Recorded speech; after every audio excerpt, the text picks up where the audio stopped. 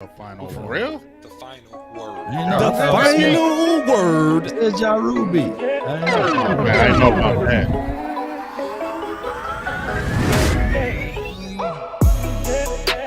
It's the final word, man. The final word. Final word. 30 days. Oh, 30 minutes. The 30 Club. The final word. It's so You got the list. I don't even have the full list. 30. Hey, yeah, because we pulled out the 30. Interstate 30. We're gonna go down that road, baby. 30. Finna talk. It's so many 30s. 30. 30, Interstate 30 visit. Final Let's word. get it. The final word. We got to The travel final down word. that road. That's the road, man. It's that 30. Hey, you know them 30 visits mean everything with Dallas. You in them Yep. 30 visits, yeah, probably getting dressed. Somebody gonna wear that silver and blue. Somebody The wearing final it. word. Pretty Yeah, much. somebody. Pretty much. It's giving away some clues. I final can't wait to word. talk about it with you boys. For real. Mhm. On that list, how many DTs we got? I'm just playing with you, man. I know you want to say it. You know I got that. You know I got that. You know what I'm Where you get that full list from, though? I haven't even blogging seen in the bars. They keeping a Yeah, track on. they going hard. The final Yeah, word. they going The hard. final That word. blogging in the bars. I gotta get them credit on that one. The final word. The final word. The final word. That boy be looking for any excuse he can find to press that button. Don't it? I love it though. That one gonna rock though. You can rock that one for a I don't good year. think that one will ever play out, bro. Yeah, you can rock that one forever. Yeah, that's a You can rock keeper, that one dog. forever. Yeah. That's a keeper. For real. Damn. Yeah. Final word. Yeah. And then I cut it off before he go, damn. Yeah, it's perfect. He did that perfect, dog. He made money off that song. Hey, that one that go long though too. When you say I don't want to do it, you know what I'm talking about. Oh, yeah. I would say I'm crazy trying to do that, but you know what I mean. Yeah. I The already one know. that he do that. Damn. You know The what I'm final saying? word. Yeah. Yeah, that one. Ooh, I'm gonna tell you, that one go hard during the season. Ooh, Right. Boy, during the season, somebody make a play. The final word. Right. Especially a big play. Damn. Man, woo, that's The the final one. word. Law. I'm after Jack you. I'm gonna tell you now, I'm Jack. Hey, go ahead, man. Go ahead, man. Jacking for beats. Hey, at least I'm gonna admit it, man. Cause some people at Jack right. won't even tell you they got you. You ain't lying. You just see it on the He air. ain't Like, lying. really? Oh, really? You just gonna take my shit? Like just Oh, like yeah, that? for Okay. The final Yeah, word. you can just take my final whole word. swag. Can I have my Right. swag back, please? Man, I'm gonna have to get that wee woo The though final from you. word. Take it, man. We will. Let's The get it. final word. Yeah, man. We gotta Final spread word. that love. Number one bullshit. And I'm taking Hey, man, that hold on, down. dog. You said I just like him, man. Number one bullshit. The number one bullshit. The number one. Hey. Oh, you see this guy? See this guy? Number one bullshit guy. He do the wee woo wee woo. The final word. Let's go, man, down the tunnel, man. Y'all already know what this means when y'all see us coming down the tunnel. It's game time. Through the Game song. time. Yeah. Paul. Yeah. I just wanna run it up.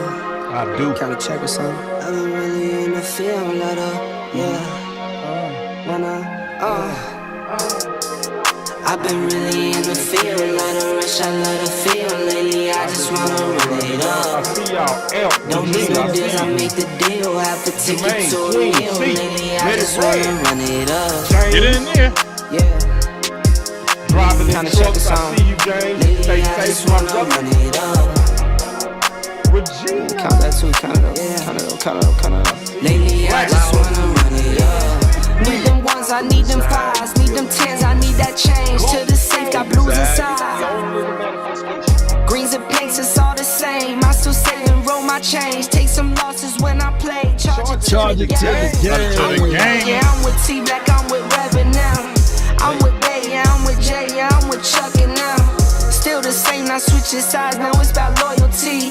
You switch sides off for the bag, and that's worth more to me. I mix Nike with designer, I experiment. You just rock what's on the shelf and I'm not feeling it. Search for the one, but baby girl, it's nothing real as this. Can't trust a soul, I keep a hammer, call it too legit. I've been really in the field, love the rush, I love the feel. Lately, I just wanna run it up. Man, we play that song. Oh, it goes hard, man. Yeah, my lady forever. said the other day, I just wanna run it up. I said, yeah. Main Purpose, what's up, my dog? Yeah. You Main killing Twitter. Purpose. Hey, man, Yeah, he is. I love Yeah, my he boy on is. Twitter. That boy is gangster. He good. He good. He That boy good. good. That boy is good. Main Man, Purpose. thanks. And he be showing love, man. I saw him a couple of times at the Cool Cowboys peoples. experience. He be Yeah. making them trips, man. So Super he cool. die hard, peoples. man. So what's up, Main Purpose? All right, real quick, man. I want to give a special shout out. I think this is appropriate. I think I want to kick off the show to this because this is a big day. I'm not going to know stuff like this when I see it. April 2nd, 2017. That's when my boy Big Game James first lunch. So obviously we always kick it off with you. I think it's just appropriate to kind of talk about your beginnings, you know, because we got some people that's starting their quest in this space, right? And people don't know how hard it is to kick it off. And you said my first ever live show, I didn't have a clue, LOL. Can you just talk about that before we kind of get deep into this content? Yeah. I mean, I'm be honest, like I'm just now becoming computer literate like in 2013, you know, when I was working in the cell phone industry. So I had no clue. When I went to media school, I didn't even know anything about YouTube. I really didn't. I knew Facebook, but I did not know anything about YouTube. And really, if it wasn't for my producer who came with me at the time, who really just kind of took control of the production side of it, he really just guided me through it because I didn't have any clue about Twitter, social media, YouTube. I wasn't on YouTube. I definitely wasn't on Twitter. I didn't know how Twitter worked. So me coming into it, I was just like older and just green, and I knew how to talk on the mic, but I had to learn, you know, the process of, you know, when to have breaks and when to say things, when to, you know, let somebody talk before me and not over talk them, you know, but those are the things that helped me in school. But it was a big time process. And what's crazy about it, Law and Boss, when I started this, you know, Law was already in the business, you know, and Yep. I tell him all the time, Law was one of the main people that really I followed in everything I did for at least the first 6 or 7 months. I showed all his stuff. I showed his videos, his, you know, his breakdowns, because I had no clue. And Law Nation was one of the ones I was like Law Nation's the man. Let me show all his stuff. So I was just sharing all his stuff and just trying to learn the game. But what's crazy, y'all, I was never doing lives like every day. You know what I'm saying? Back in the day, even Law will tell you, we weren't really doing lives every day. We were doing lives like once a week. You know what I'm saying? Yeah, I did a that's how I live. started. You feel me, boss? Yeah, I did a didn't know live. what I was doing. Did a live one Sunday a week. That's One it. Never Sunday. did any- one Sunday a week. Ooh, I was the same way. For like 2 years, like Yup. 2.5 years. You gonna dog. look at me Sunday and that's it. And that's it. And then you just read the content during the week. But now it's so big. It done got so big. Like gotta it's go every every day day. now. You got to It's go every every day. For real. So that's just the things, how things have changed since 2017 to now. It's I think when the COVID came and podcasts people really started getting into it, that's when I think it really exploded and really changed the game of how exploded for all of it us. was really podcasts were really gonna go. But salutes to both of you guys, because number one, before I end it, Law, like I said, he was a mentor because I had no clue, and he was like my Cowboys guy, and I pretty much followed everything he did. So I appreciate Law. And then I always talk about you, boss, how we met, you know, in the Cowboys experience, and Law, DDP, and just you coming in, and then we just chopping it up from there. And look how you exploded, and it's been a good ride. So I definitely appreciate all the people, everything been involved, all the things, interviews, people, all that, everybody involved. It's been a good run. So I want to say something just real Remember, I quick. looked for an excuse to hit that button. That's good. You know the funny thing about both of y'all, and I know we kind of talking about the past before we get into the 30 visits. The funny thing is, I met both of y'all when you came in town, Big, and y'all did a show. It was somewhere on the north side of Dallas. And I didn't know Law yet, but I was starting to talk to you via DM, right? Big. And I just wanted to support you. So when I came out there, what's funny is I called the OC. And we wasn't even thinking about doing podcasting then. We were just supporting y'all. And we came out and I said, OC, man, come check these dudes out, man. They doing some good work. I just want to support these dudes. And the OC, he just came through because he was on his side of town. It's just funny how everything comes full circle. So Right. and then Law was almost at 100,000. So I'm just looking at how everybody got benchmarks, beginnings and benchmarks. Can you just talk about that briefly, Law, before we kind of get going? Oh yes, man. This is in my DNA. Dallas Cowboys, networking, just trying to be a bridge for other people, man. So affiliates. So, it's a humbling experience, man, to walk this world, to hear so many people like you, Big Game James, like my guy, Mr. Rome Talk, like you, boss, like so many people that hit me up, man. Landlord, so many people, man, that hit me up and say, hey, Law, hey, man, you motivated me to get started, or I listened in to you, I took a little piece of that. Is that okay, man? Everything, man, you guys can just take it, because when I look back at all of this, man, I come from a town that's literally 23 to 24,000 people. And look at what we doing, man. So it's crazy. It's crazy. So sometimes I think I'm gonna wake up and I'll be back in Natchez, Mississippi, and this will be all a dream, But the real part about it is when we have these conversations about football, there's no animosity, there's no big eyes, no little U's. No. It's just like me talking to my brother who is a 49er fan, but now it's like me talking to my brothers that's Cowboy fans, and it's the same conversation. I don't think that there's a time, a day or night that I can hit y'all up and we can go back and forth talking about football and about Cowboys. So I don't like this at all, man. I love it. Let's go. My boy Red say he been down with all of us day one before we all blew up. He ain't lying. He ain't lying.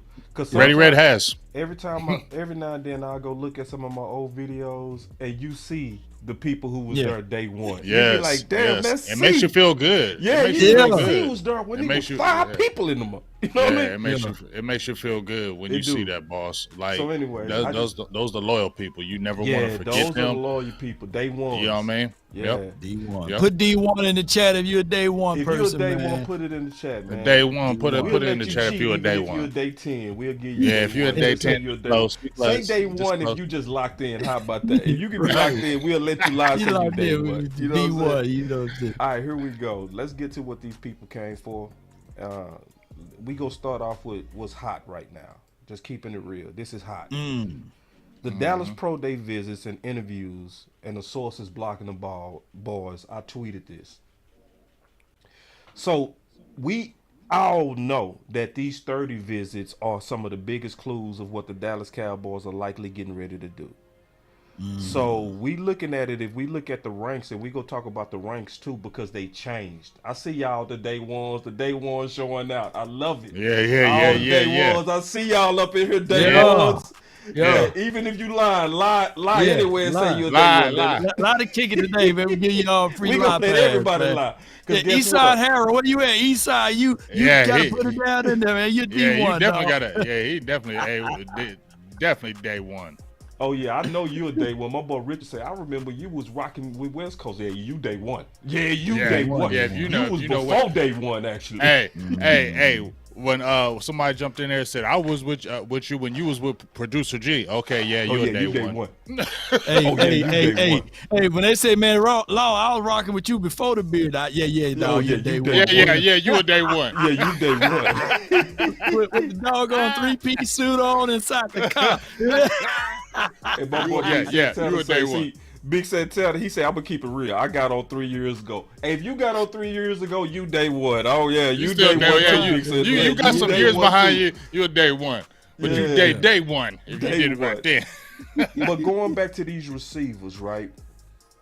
So I put this out. And I just want to kind of talk about this. When you look at the fact, and then we gonna go around the circle, at Quentin Johnson, who ranked number 13 by the CBS board, JSN 17, Zay Flowers 25, 29 Jordan Addison, 48 Josh Downs, and Jalen Hyde. So it's like, man, come on. It's pretty obvious what the Dallas Cowboys are doing. In my opinion, it looked like they are preparing for one of those receivers to drop. And so I created this and I wanted to talk about it from a different way. So I said, why is Mike targeting so many top wide receivers in his 30 visits? But then when you go look at his Super Bowl team, you be like, okay. Oh, okay. You know what I'm saying? Okay. Like his West Coast depends on weapons. Oh my God, thank you, Miss Charles, with the $20. Appreciate it. Okay. Appreciate it. We love the hollers. Big Loud and a OC. I've been here from 2.5 Miss years. Charles. Oh yeah, She that's said sis. 2.5. She said she 2.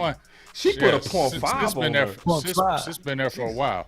Man, Sis been thank there for a while. But this is big, y'all. Obviously, so I want to get y'all thoughts on that. Y'all know I've been beating the drum for offensive line, but it's looking like we gearing up to weapon up. So let's go around the circle, and what's y'all thoughts on this? And we gonna take this from a lot of different angles. We'll start with you, La.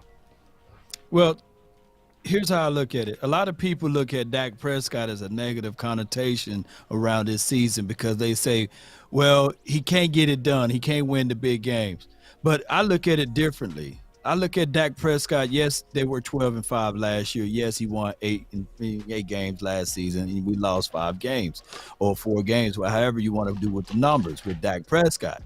I look back at everything, and I would tell you guys that the Cowboys, Mike McCarthy may be looking at this saying, damn it, if we got this far with a Noah Brown and a 33-year-old T.Y. Hilton, let's give him more and more opportunities with weapons. Right. Let's see how we can better our best if we just go out here and get someone that's better than a Noah Brown. Let's get somebody who's younger than a T.Y. Hilton. So that's what I'm seeing. CeeDee Lamb, yes, he had a growth aspect, and we know that he can carry the load. So now we have only reservations on Michael Gallup. Of course, we want to see what he looked like coming back off of his injury. But let's go into this draft bringing in a JSN or bringing in a Jalen Hyde that can take the top off the defense. If you fool around, I've seen some mocks now that Jalen Hyatt, you can get him in the 3rd round now, you know? So there we go. So many things that we and that pick looks better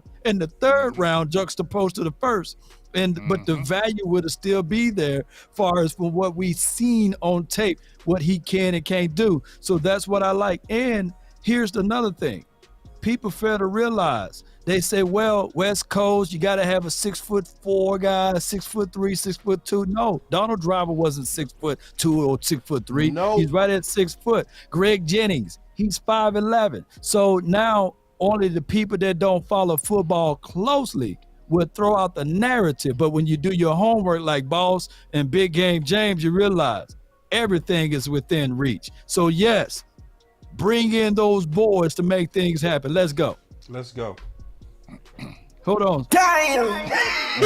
Somebody drop 50 in the chat. Wait, there it is. Oh, we like that. Hey, you can come over and holler over here too. Hold on, let me make sure I got this. Do I got my button?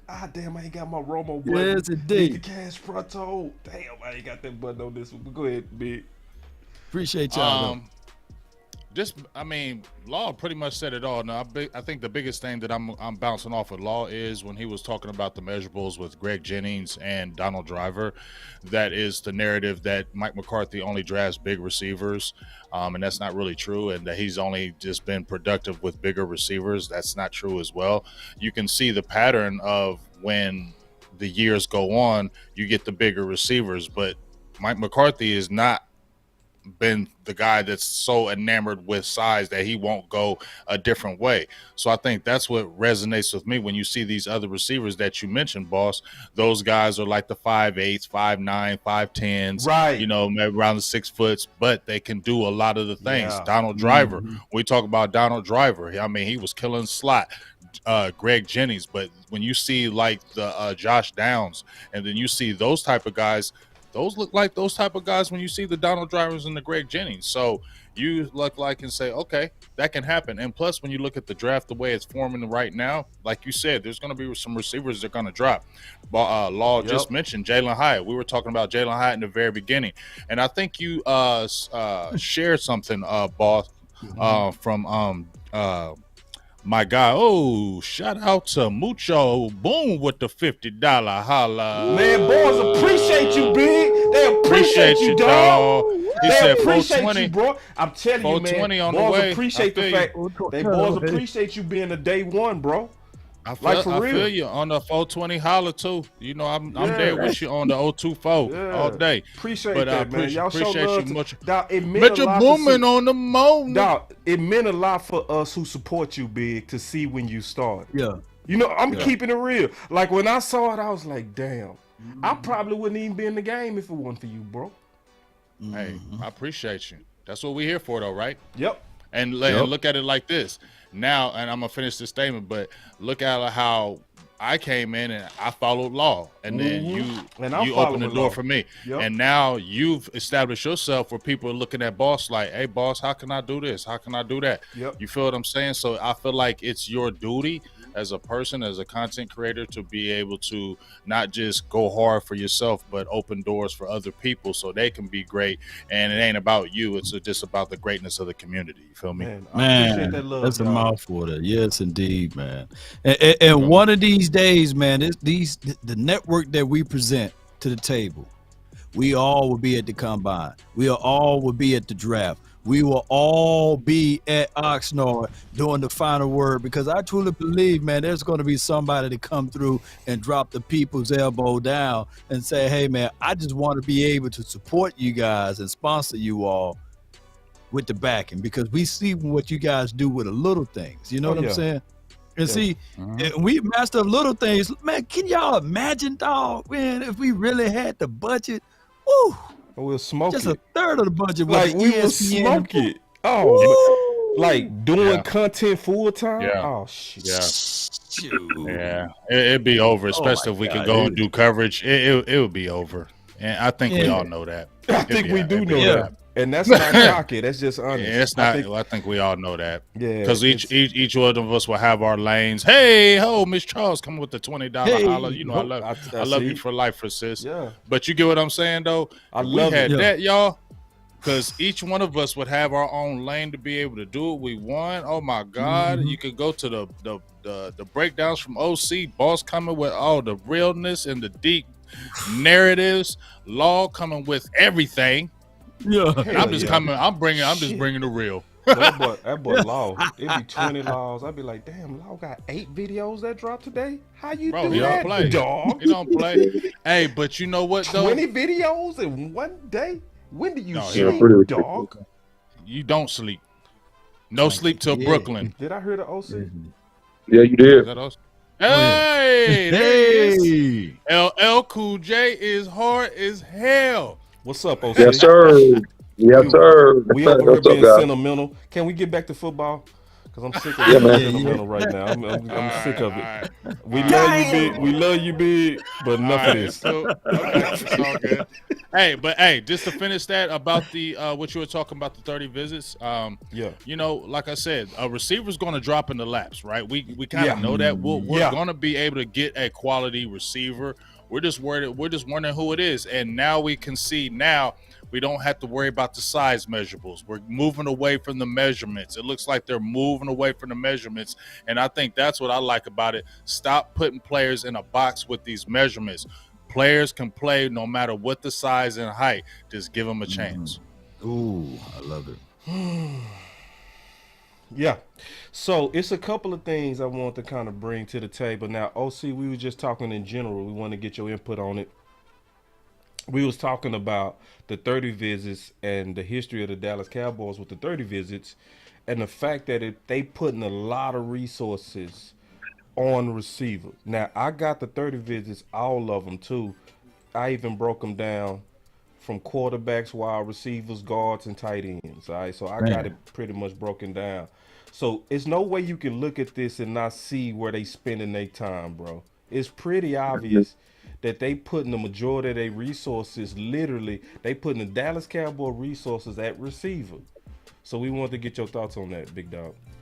And then Well, isn't before this? you, I don't mean to cut you off. Sorry, OC. I also want to show you the context of Green Bay. You know what I'm saying? When you look at Mike, did you see that already? I saw some of it. Yeah. Okay, just I was talking about this slide right here when you look at the history of Mike McCarthy. You know what I'm saying? And his Right. receivers and having a bunch of dogs. So I just want to get your input on that. Well, isn't this what we wanted? We wanted Dak Prescott to get weaponized. And so that's exactly what Mike McCarthy is going to do in this season underneath his regime. He's going to use resources to put a bunch of mismatches on the field. So I love what the Cowboys are doing, right? I love what they've done so far in the offseason in terms of bringing in Cook. And if you got Zay Flowers in the slot, right? You got that guy in the slot. Oh God. Man, come on now. Think about that. Okay, and I know you guys are not, sold on Hyatt, but look, man, you got him as a vertical threat going down the field. Anybody you pick, almost, you're going to have a tactical advantage offensively. And I think that this lends to what we want to see happen. We want you to mash the gas, get as much talent as possible, and let's see what we do with this thing. That's what I think. Hey, OC. Oh, I like Jalen Hyatt, but just like what Law said, now he looks even better when he's dropping. If we get a Jalen Hyatt in that third or fourth round, I'm doing cartwheels and backflips. You feel me? I just didn't want that first round, but if you can get him in a later round, I'm dumb excited. Absolutely. Agree. All right, it's another way to look at this too. We're gonna talk about this from a couple of different angles. All right, so looking at the list, they had 4 dogs. We already got 4 receivers. If we targeting receivers so aggressively, which it looks like we doing, who on the bubble?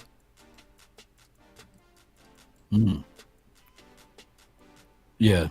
Who on the bubble? Somebody on the bubble. I'm not saying it's Gallup. I'm not saying it's Jalen Tope, but this is speaking. And because this is the thing. CeeDee Lamb, outside of CeeDee Lamb, our receiver core was bottom in separation. Yeah. What's going on? Like, I mean, obviously we not the roach on the wall, so we can't see what's going on. But what's going on, Law?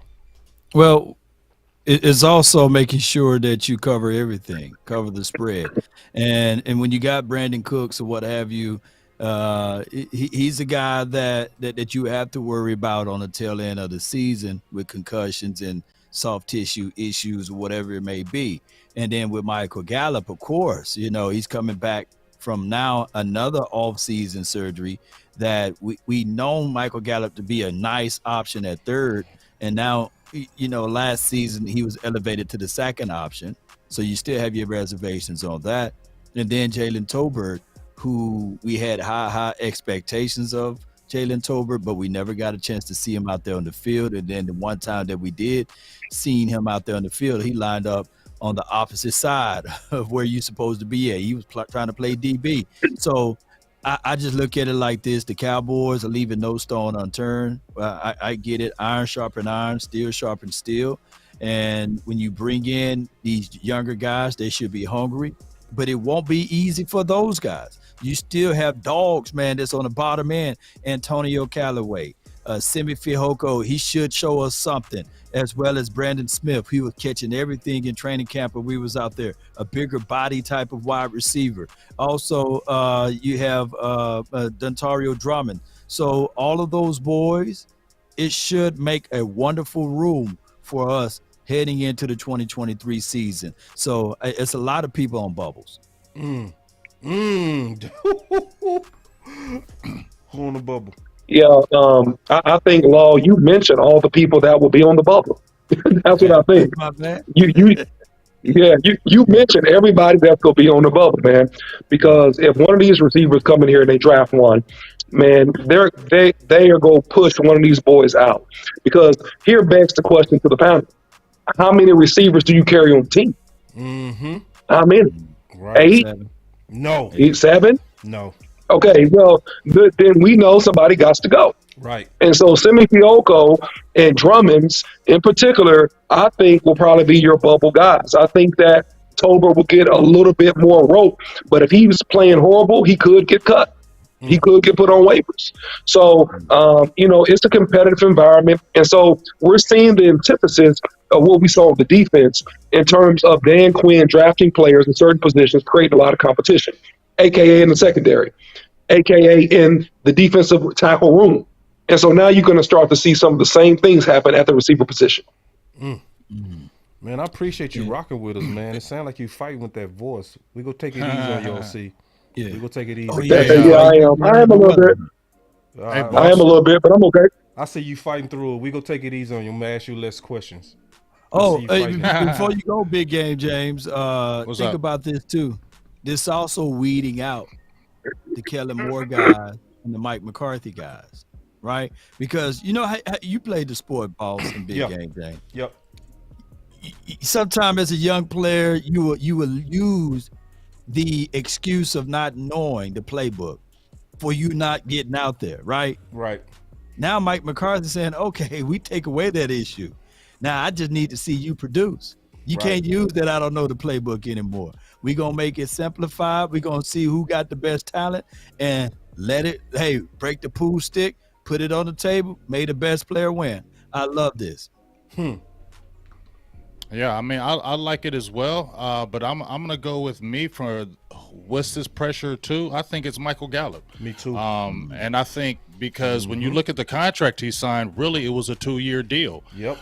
So this will be going into year 2, and he's had another surgery. He cleaning out the knee again. So now I feel like they're drafting a receiver to protect themselves now, and I feel like the pressure is really on Michael Gallup.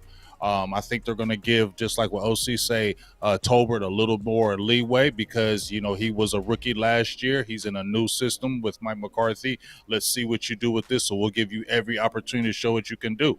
But once again, I think it's on Michael Gallup. If they draft a top type receiver and he still shows ill effects of that ACL, I think you could see the last of him. Wow. So it's another angle I'm gonna bring to y'all. I'm gonna start with you on this one, OC. If you're losing your voice, just let me know, big dog. No, I'm good. Go ahead. Okay. This is another angle I'm gonna look at this from. And I'm dead serious. The problem that I'm having, and this is go kind of piss on some people parade. I just gotta keep it real though. I'm never gonna be the person that's gonna fake the funk and lie to the fans. I feel like even if we get one of these first rounders, it's a low-key reach. Most of them. And this is why I say that. It's a reach in terms of talent. And I'm gonna have to break this down because I probably ain't gonna be able to break this all the way down on how to see this in 5 seconds. But I'm gonna just get a Cliff Notes version.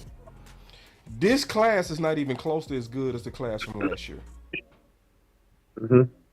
So when you looking at these guys, even though we could get one of them, I'm gonna put it like this: one of these receivers that we could get would be like getting a 3rd round receiver from last year, or a 2nd round receiver at best. So like even if you look at JSN, right? If you compare JSN to his teammate from Ohio State last year, who went to the Saints, what was his name? Chris Olave. Chris Olave. All of us taking Chris Olave over JSN, bro.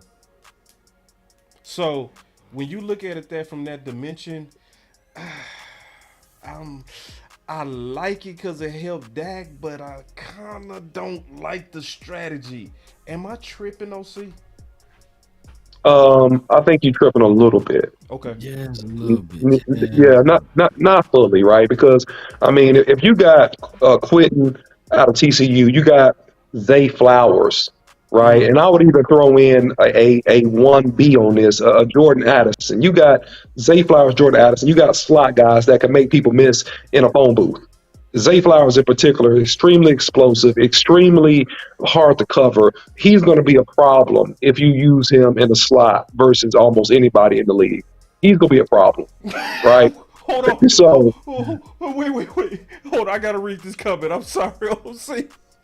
Go ahead. Wait. I gotta show this, bro, because this is accurate as hell. Somebody, my boy D Shift, he said, Swain, boss say this wide receiver class is Don Kool-Aid. Yep.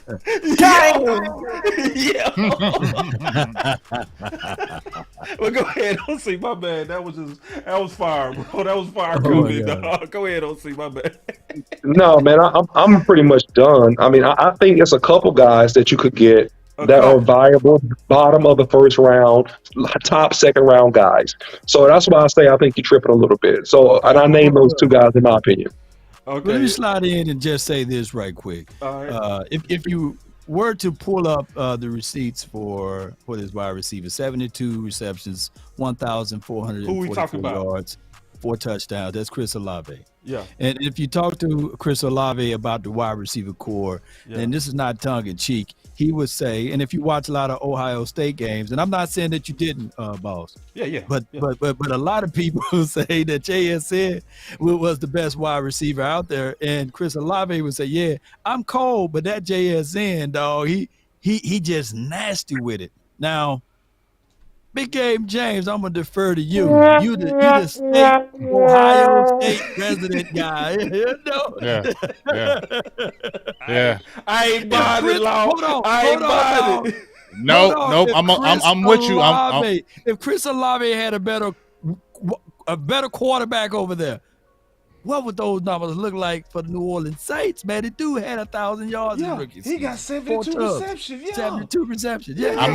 Boss, I keep on hearing Boss like not liking JSN like that, but you only can say that about his speed, Boss. Where you can compare that. That's the only thing you can say about his game. Yeah. But that's okay. But that speed way he plays, he'll be able to transition to the NFL because I'm telling you, them receivers coming out of there, Brian Hartline is a very good receivers coach. And like you said, when he was there with Olave and your boy from the Jets, he had 95 catches and 1,500 yards with them there. He was the guy. It wasn't them. He was the man. And then he had those nagging issues. So I don't think you're going to get a bad pick. But what I feel like, I just don't think the Cowboys are going to hit it at their first pick. I don't feel like they'll go receiver at their first pick, in my opinion. Just me. But see, big. Dog, look how many people they targeting. You know what I'm saying? Yeah, but do they really do receiver first round? Bro, this is what the 30 business is saying. Okay, hold on. Let's pause. Let's look at this together. Let's look. Do the more barking. Do that barking again. Let's just look. There's no group where they're targeting first round people like wide receiver. None. Right, because I got all the list right here. There is no group to where you starting with a whole bunch, maybe corner. I don't know. They don't corner ass. Look at all the safeties though, boss. But they mid-round day 3 safeties. You know what I'm saying? The places to where they look like they putting a lot of company resources is corner and receiver, especially receiver. So I'm just trying to make sure I ain't tripping, big. You doing good at trying to talk me off the cliff, but I don't know, bro. Boss. You know what the Cowboys like to do. And I hate to be devil's advocate over here. What's that? Could this be a move? Smokescreen. 88. CD Lamb. Wait. Because you said from your mouth the Cowboys don't like to draft to compliment. They like to draft to replace. So just in case CD Lamb start acting all funny and fugazi with his money and talking about, well, I ain't gonna play in these sorts of things. You know, these Cowboys, man, remember, we've been trying to place D-Law since we drafted Tacos. You know what I'm saying? I wasn't feeling you. But Law, you saying that? But would they actually go out? If you saying that, and I can feel you on that. The only thing I would see them getting JSN. I know Zay Flowers, but if they think CD Lamb is gone, or do you really thinking they think one of them smaller receivers would be the placement in the future? I feel like they would look at measurements on that one. Well, you did see Quentin Good Johnson fight. up there. You know how Yeah. how to count. Yeah, I'm just thinking yeah. outside. I'm just I thinking. I'm feel trying you, to but think I like just feel like like they that. would like go Stephen for Jones. He don't want to they pay would go nobody. for a Steve Jones don't want JSN. to pay They would nobody. go for a bigger receiver than a smaller guy in the earlier round. That's all I'm saying. Not saying those guys are talented, but let's say if they got like a Quentin Johnson early, that would to me say, okay, yeah, you are really looking for a possible replacement if you got a big receiver. I just feel that way because what y'all think? I, Hold on, let me I feel preface you, my man. statement. Big. Ain't I none ain't of got no you guys complaints on on what you CD saying, level man. though. Ain't nobody on CD level, but you know how the Jones family like to do. You know, Yeah. I'm just saying, I'm just putting that out there. Yeah. Be a devil's Yeah. advocate. Yeah. Like Boss Yeah. said, man, Yeah. they don't draft to compliment, they They draft draft to to replace, replace. man. They do. Because boy, how this team would have looked if we had a Byron Jones in the Trayvon Diggs, but they got rid of Byron Jones and brought in Trayvon Diggs. You know, so that's just how it goes, man. And of course, Byron Jones' knees gave out, but y'all get what I'm saying, right? Yeah. No, Just I do. I do. yeah, Because yeah, at first I wasn't with you, because you was going down a conspiracy theory path. yeah. But then The I was boss, like, the boss nah, way. they actually do Yeah. that. You know what I'm saying? So no, I mean, I like that you put your nuts out there. But go ahead, TD, man. I don't want to see him gone, man. That's my guy. So yeah, but it's just interesting to me, and I think this is a serious thing. And I'm gonna be honest, I would swallow it, and I will feel happy for Dak. But just look at the room, man. That's a lot, bro. That's a lot of weapons, especially if they do. Cause see, now let's play devil's advocate in a different way. What if Michael Gallup is himself? So you gonna have CeeDee Lamb, Cook, a return Michael Gallup, and a potential emerging Tolbert with a first round receiver, 5, bro. That's kind of a lot. That's kind of somebody is gonna be a waste, especially if everybody playing good in the West Coast system. That's a somebody have to get forced out the door. Yeah, but when you think they're going to keep like at least 6 on the roster, right? Game day. At least And seven. Gonna keep especially at least least, seven. at least 6. At least 6. Turpin gonna be qualified as a wide receiver, right? And Yeah. Johnny Bones guy. Yep, Turpin. Yep. I mean, but do y'all really think Simi Fehoko has That some boy has some move. breath? He better move the tight end. Man, if they That's what I draft feel like.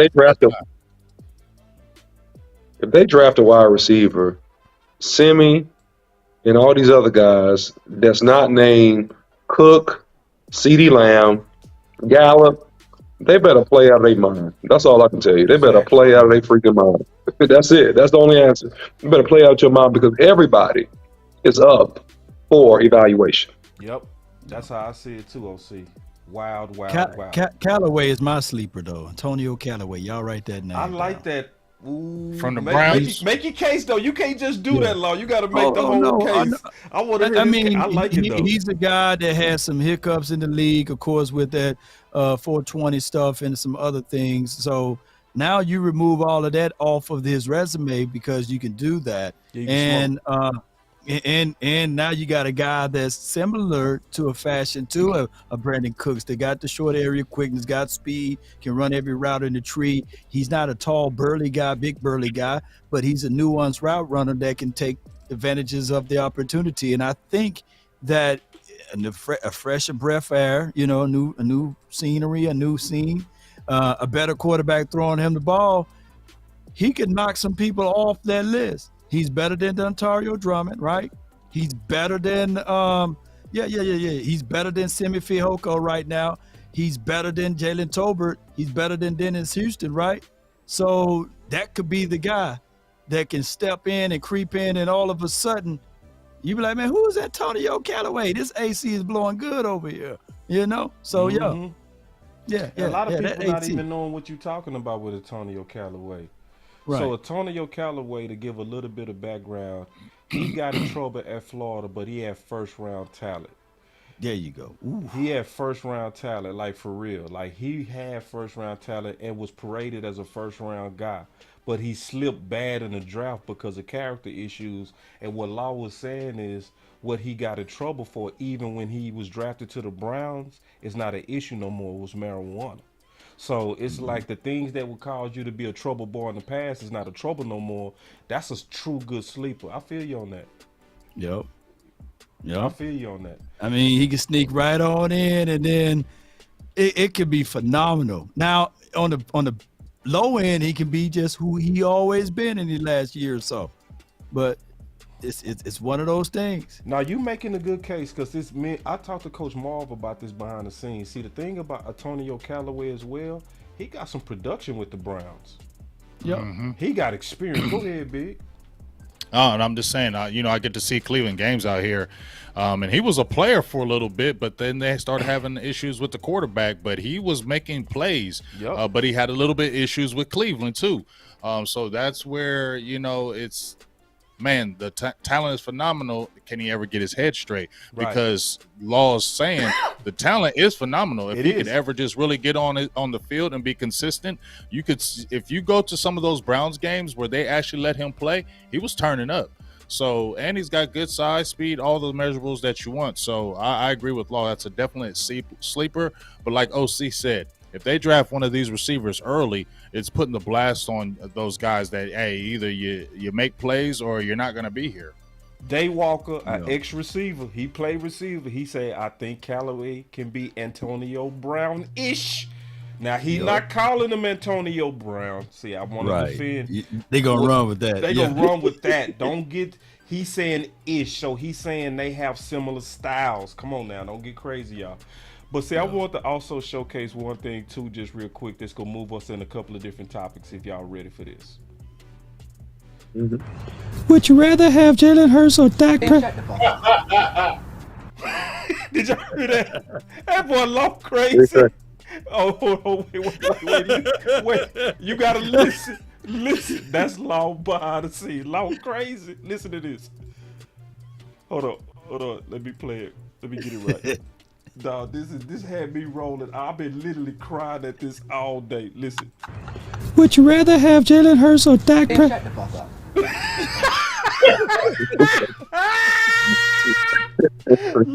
Law, what's wrong with you, bro? What's wrong with you, bro? What's wrong with you, bro? I get Eagles daily, man. Eagles daily. They drop their little bird stuff over here every day. I think a third of my subscriber count are Eagle fans. God damn. And I get a good chuckle, man, because every time they say, well, hey, man, you know, Jalen Hurts is now the best quarterback in the NFC Goofy. East. You know, would you rather have Jalen Hurts or Dak Prescott? Now he's been to the Super Bowl, etc. Like who literally flexed for going to the Super Bowl and lose? Don't you know that Rex Grossman went to the Super Bowl? I want you to pull up 2006 Rex Grossman. I think he had 23 touchdowns, 3,000 some yards too. You know what I'm saying? So Stan Humphries went to the Super Bowls. Yeah, You feel me? Yeah. So come Kerry on, Collins. man. Oh my God. Look, Brad you Johnson. haven't experienced a Super Bowl. You haven't experienced a Super Bowl in your older age or what have you. Goofy. But one thing I can tell y'all, I never experienced a Super Bowl loss. So being 1-3 in the Super Bowl, Eagles fans, that's not a flex. That's 3 times that you've been to your misery. You know, you made it all the way to the final stages and you folded like a wallet on a lawn chair. You know what I'm saying? So I feel good with my experience in the 90s. At least when we made it there, I got joy. I was lifted up. My goodness and grace is over here. But I don't know what it feels like to lose. And on top of that, let me say this one little thing. Take your time, preacher. McNabb made it to the Super Bowl, right? What did he do afterwards? Let me go. And I'm not trying to take a dump on the brother, but also Cam. Cam made it to the Super Bowl, but what happened? You know, and even Colin Kaepernick, one of the better running backs / quarterbacks that was throwing the ball, he made it to the Super Bowl, but what happened afterwards? So y'all gotta pump the brakes just a little bit because it could be Cam 2.0, McNabb 2.0, as well as Colin Kaepernick 2.0. Come on, y'all. Yeah, I'm so happy to see you pushing back on this, man. Just one more time, bro. I gotta play that one more time. Play one more time. Cause see, this is the thing. When I saw this, I could see you was sick of them, bro. That's what I was crying at this, bro. I literally been playing this all day, laughing to myself like a goofball. Hold on. Jalen Hurts or Dak Prescott? Would you rather have Jalen Hurts or Dak Prescott?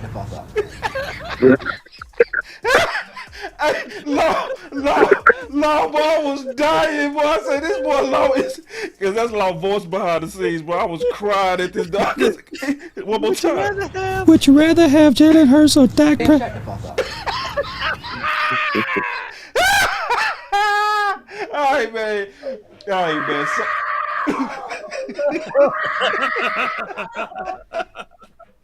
hey, man, I'm sick of the cap, bro. I'm real life sick of the cap. All right. Oh my God, man. Because this is the deal.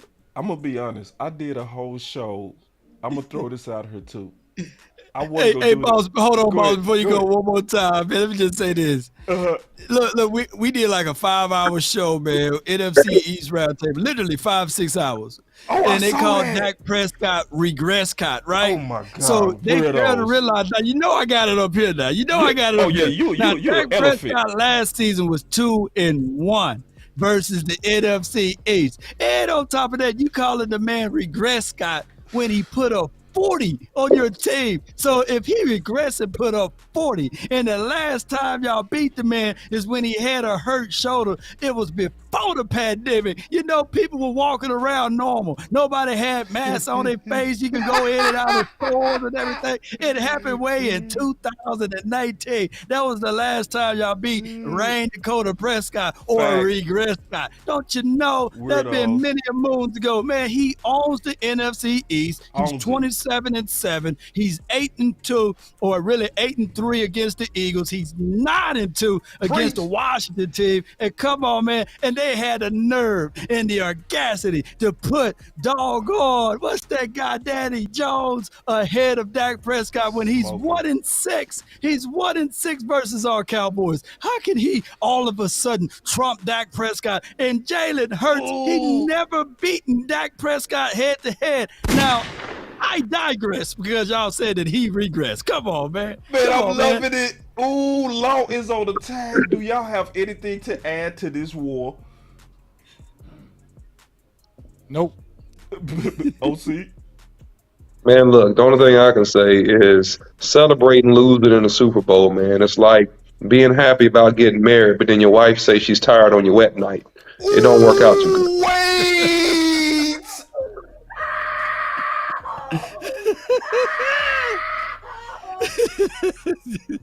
Did OC just say that? That's the truth. I'm tired. On your wedding night. You better give it up, girl. On your wedding night. I'm tired. Too much money was spent on this wedding. You better go crazy tonight. Anyway. All right, now, this is the thing, though. Now, I'm going to run this by y'all. The OCR of it, I ain't gonna lie, he gave me a nice little spanking on this. We talked about this earlier.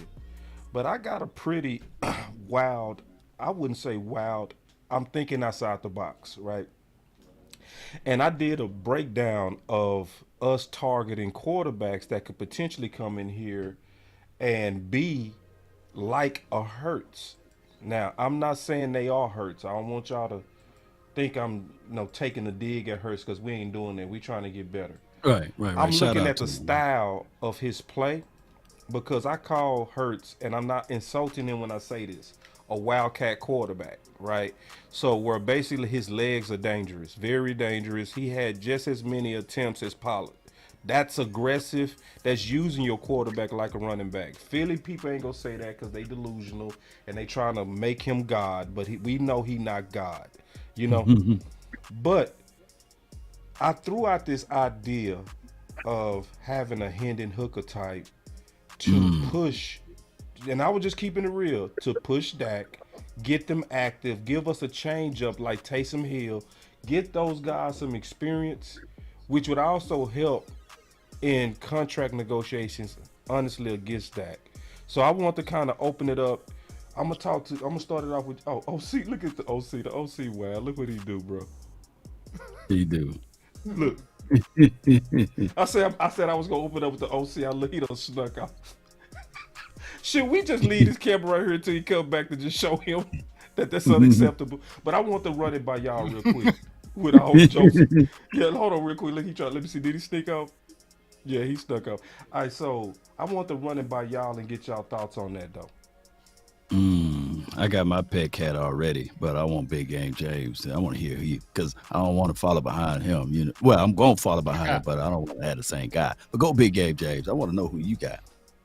Well, I'm just going to say this. The concept. I'm gonna go with the concept itself. I'm going to go with the theory. Yeah, I wasn't even going to go with the player. I'm going to go with the concept and the theory of you want to have a quarterback that's going to push Dak. You always want that. I don't care who you are as a player.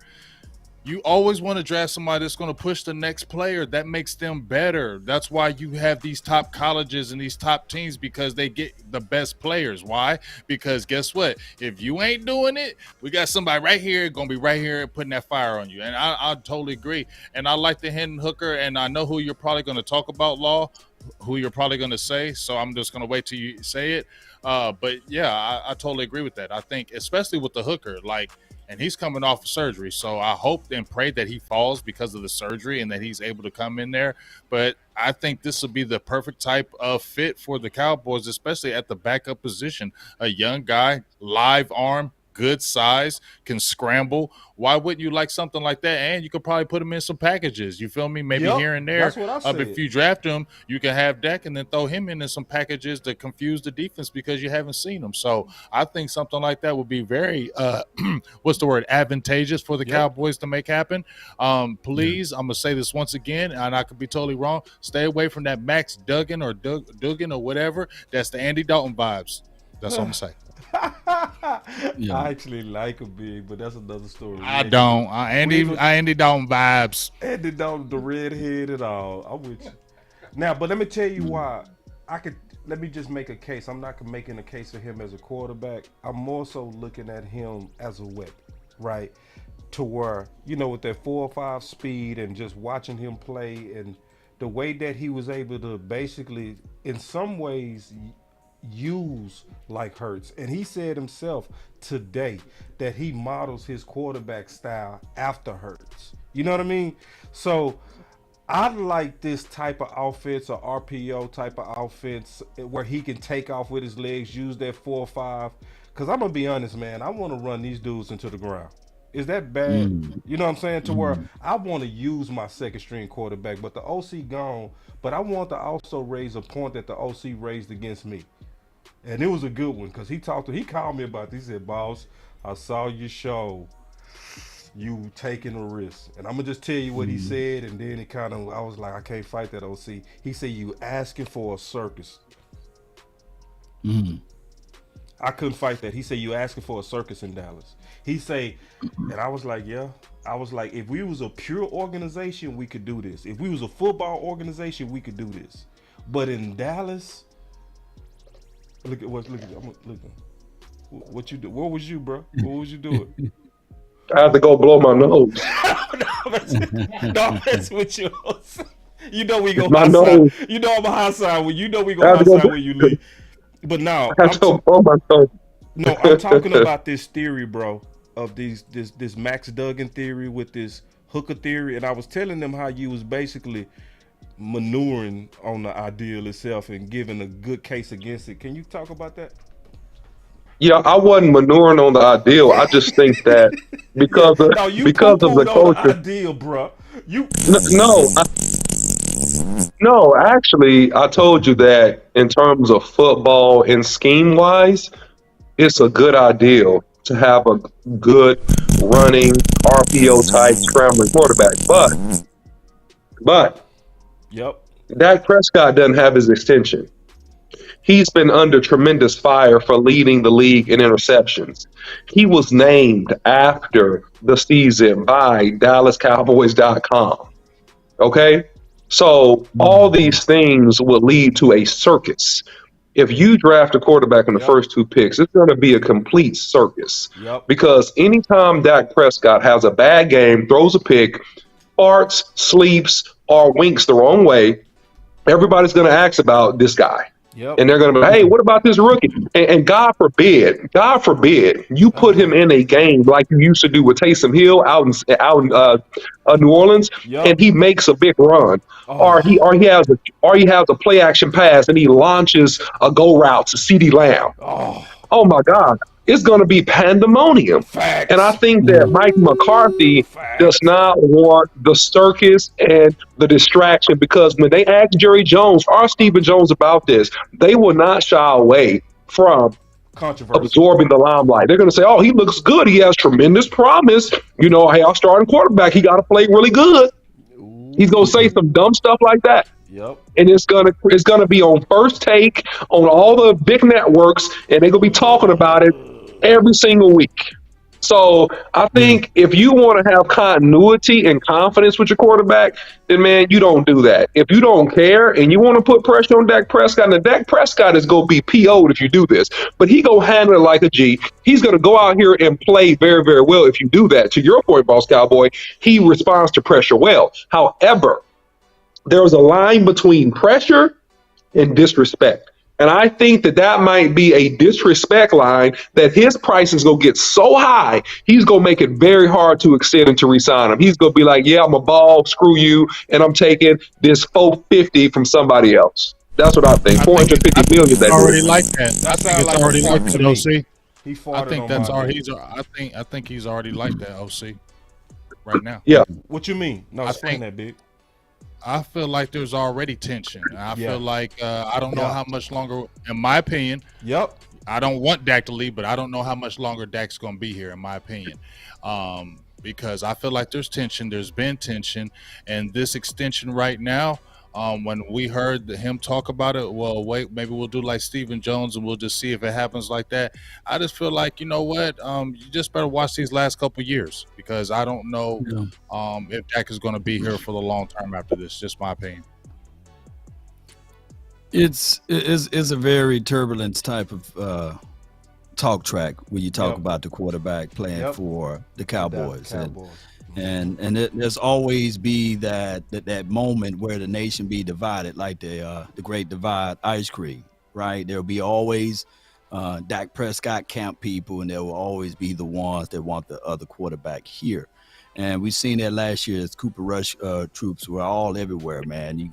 They said that man was 5-1 as a starter, man.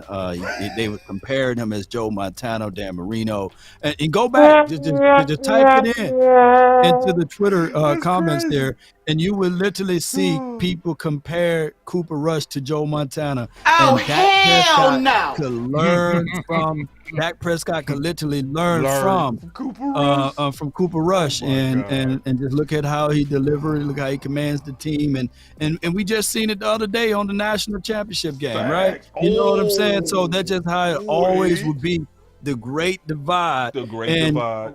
we talked, me and you, we talked to someone that was very close to Dak Prescott. Yep. And he make it his business not to go on certain trips with the family and things like that. You can't catch him with pictures. And that probably rubbed him the wrong way. He's not ingratiating himself with the fam. So it's always that great divide. We can call it however we want to, but the reality is what it is here in Big D. That's what the Cowboys will always be, that great divide with that tension. So yes, I like Dorian Thompson Robertson, the DTR kid. I like him. I knew you was gonna say his name. Yeah, man, Yep, I was waiting. man. I knew. Yep. His He name will growing bring big time. he will bring that type of element to the table. He's a guy that plays similar to an elusive quarterback. He's been throwing his passer rating 145.6. His touchdown to interception ratio 27 touchdowns to 10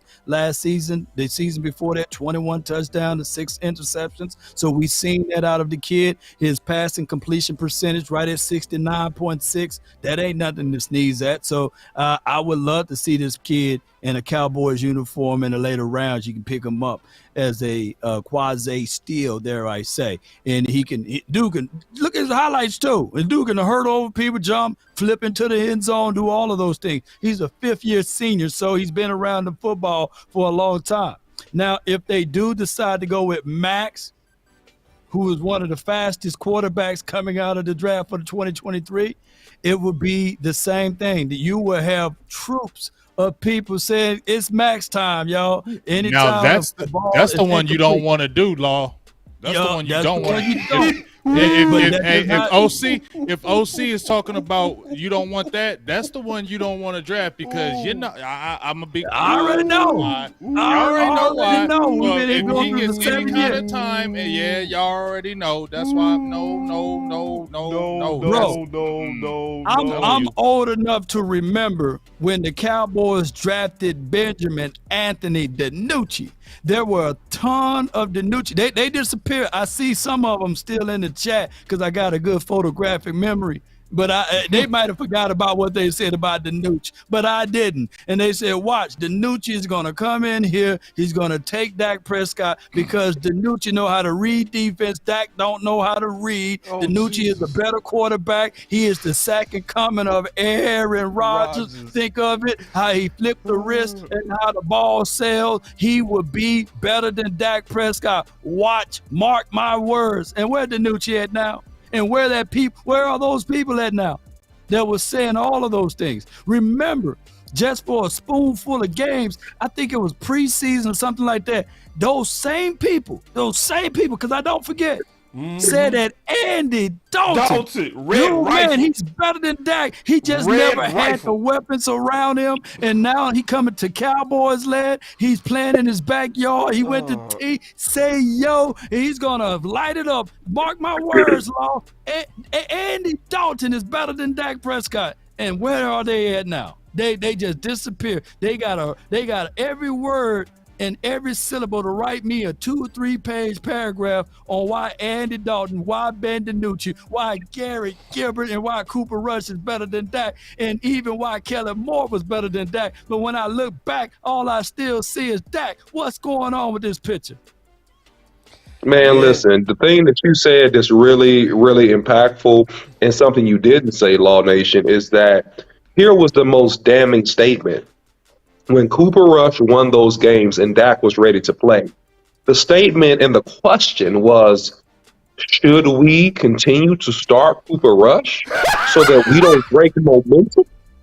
That was the most damning and disrespectful comment. And I'm just going to jump on here and say something, and I'm not trying to be controversial, but why in the world is it the assumption narrative that it seems, because I can't draw any other context to this, that the African-American quarterback is not intellectually sophisticated enough to read defenses? Why is that always the narrative? Just because they're fast or athletic. And I just really hate that. And I'm not saying it to be racial. I'm saying that if you look at Lamar Jackson, if you look at even Jalen Hurts, who we've talked about, you look at Dak Prescott, you look at Deshaun Watson, you look at any athletic quarterback, it was always questions about their intellect and their ability to come in and command a NFL offense. And that is something that I don't get. Sorry. You get it. It's what it is. No, you do get it. And I said this on the last show. It makes no sense for how black quarterbacks tend to drop in the draft. It's always one of the dumbest things that happen almost every draft. It's just what it is. Lamar Jackson shouldn't have dropped the way he dropped. Dak shouldn't have dropped the way that he dropped. Mahomes shouldn't have dropped the way that he dropped. Watson shouldn't have dropped the way that he dropped. Russell Wilson shouldn't have dropped the way that he dropped. Bridgewater shouldn't have dropped the way that he dropped. And then when you look at the ones who really get drafted 1 overall, they usually got to have the highest award of all time, the Heisman. But then a lot of white quarterbacks are picked on just projection. A lot. Wentz was picked on projection. Mitch Trubisky is picked on projection. Now they got a new guy who came out of nowhere, Will. Out of nowhere. He is top 15. Yeah, man, this is a bunch of malarkey, man. I mean, at the end of the day, man, you got guys that played in these inferior conferences. Well, we don't even know the name of the conference, man. North Dakota, what conference they play in? Well, all this stuff. We had Carson Wentz being the better quarterback. Then we had Jared Goff being the quarterback who got shipped off to NFL purgatory playing for Detroit. I mean, we got all these guys, man. They're better than Dak, man. And then here we go, on and on we go. But yet, Dak Prescott owns pretty much all the records in the Dallas Cowboys book in terms of completions, touchdowns, all those things. Excuse me, except for Troy Aikman and some left with Tony Romo. Other than that, it's Dak Prescott. Yeah, it's what it is. So yeah, it's hey, listen, it's a lot of people, they don't want to hear this. I don't care. I don't care. Because you not go gaslight me to pretend that there are no racial issues. See, when people try to do you like that, they basically trying to bully you to try to keep advantage. You not gonna do me like that. I'm just telling you straight up. It's okay, and I will speak up to where stuff ain't right, and it's not right. It's not right. But I'll say this though. And I said this the last show. I would be Bud Adams. That's who I would be. I would use this bias against teams. I would target. I ain't gonna, listen. I'm gonna say I would target nothing but black quarterbacks. I would. It's not to be racist. It's just one of them go fall to me. You know what I mean? If I'm trying to build a team, I'm targeting Hendon Hooker. I'm gonna go after Jalen Hurts because they always slip in the draft and it don't make no sense. Why did Jalen Hurts slip in the draft and end up being a second rounder when his numbers was just like Baker Mayfield coming out of Oklahoma? The exact same No, production. Man, get out of here with no that. answer. It ain't no answer for that. You know what I'm No, saying? no answer. So it's just what it is. Now, what black quarterbacks got to continue to do, black quarterbacks got to continue to shut up the hypocrisy. It's a hard road, but they got to do that. You know what I'm saying? You got to do that. You got to, and see, and let me be fair and balanced on this as well. There's a lot of quality white quarterbacks that came before a lot of these black quarterbacks. So there are biases that set up with black people as well. This ain't just white people that got biased. Black people just as biased. This is what I mean. On certain positions, we can be biased too. So if we see a white cornerback, we say, "Oh my God," or "He alright." Right? Tell the truth. Don't you be Right, sitting up here right, lying. Don't lie up right. in here. Black people, we be having sometimes biases that's based on color. Everybody should get rid of bias. Every individual athlete, in my opinion, should be judged based on their individual performance. But a lot of us, black, white, Asian, everybody, we tend to look in this world with biases, and it's messing up good people. And I'm keeping it real. A white guy that's a corner or a safety deserves the same chance as a black guy that's a corner safety. It should be, can you play the position? Not, oh yeah, you white, so you can't play that position. And I heard white coaches say this, and I'm keeping it all the way real. They take some of their white guys and they take them off the skill positions. Maybe some of them white guys could have been dogs if you would have let them develop. Okay. That's a well the school I went to was like Long I'm didn't even just say saying, nothing. I'm from Mississippi, man. You So know, the school I went to was like 99%, like it was all black dog, like one white guy, you know what I'm saying? All the white people went to private schools, you know what I'm saying? Black Yeah, folks just looking, like, yeah, hey, but y'all know where to go to watch the sports at. So right. yeah, it's always look, there's no look. It's always gonna be the divide, and Yeah, that's just how it goes, it is. man. Yeah, People gonna say that it's not, but those are the number one liars because we can all look at how they red line the district lines, and we can make it political if you want, yeah, but it just what it is. You got some people that's athletic and just naturally gifted that can wake up and just run 4, 5, 6 miles and then come back and sit down like nothing happened. Then you got some people that got to build up to that to get to those areas of the world of running that fast. But yep, it's always these type of things when you're talking about an athletic sport, that one on one end is going to be viewed that one is intellectual and smart, and the other one's going to be viewed as, hey, maybe they smart but they not. And 9 times out of 10 people like to see people that look like them, and they like to root for colors that they like to see that they are a part of. So that's just how it goes, man. That's So how it goes. it would never be an even slate across the board, regardless of what it is. That's just how it is. Somebody right now hate me because they can't grow facial hair, so now they hate me. You know what I'm saying? Yeah. Some people love me because they can grow facial hair, and they say, hey, man, I like the way he grows his facial hair. Right. So that's just how it is. Yeah, that's how it is. That's Hey, life. So check, and that's real, because life ain't fair. We got to get over it. We got to make it happen regardless. So Yep. this is the deal. I want to go to just get back on sports real quick. Before I go back to this, and I just want to say, I'm divorcing this whole video. Just keeping it real. I'm getting rid of it. What? I'm gonna go ahead and delete this video. It's sad, Which but one? No, no, Which I ain't one? gonna delete it. You know I ain't gonna delete it. This video I did on quarterbacks, where I was talking about the Dallas Cowboys using athletic quarterbacks, in order to take a load off Dak. Because somebody said, why would you take the ball out of Dak's hands? I'm gonna be honest. Sometimes you want these guys to do the dirty work. You want them guys to do the QB sneaks, the RPOs. You want you see like they using him right there. You see what I'm saying? If you go look at the last drive, do you want Dak out here doing this type of stuff? Do you want Dak QB sneaking? You know what I mean? Go and put the athlete out here and let him do that ugly stuff. That stuff to where men collide into each other. So I'm saying you can use these guys as a weapon, but to the OC's point, I just think the distraction is too great of Dallas. Sadly, we can't even execute a good idea like this, because you're right. And this is what turned me against my own idea. Keeping it 100. You know what turned me against my own idea? When I start thinking about how our fans was hyping up Cooper Rush and Andy Dalton. They will hype up mediocre success just because they don't like that. Crazy. And it's like, so I gotta throw away the video. It's a good idea, but this ain't the city for it. This ain't the team for it. Sorry. Because here's the only reason why.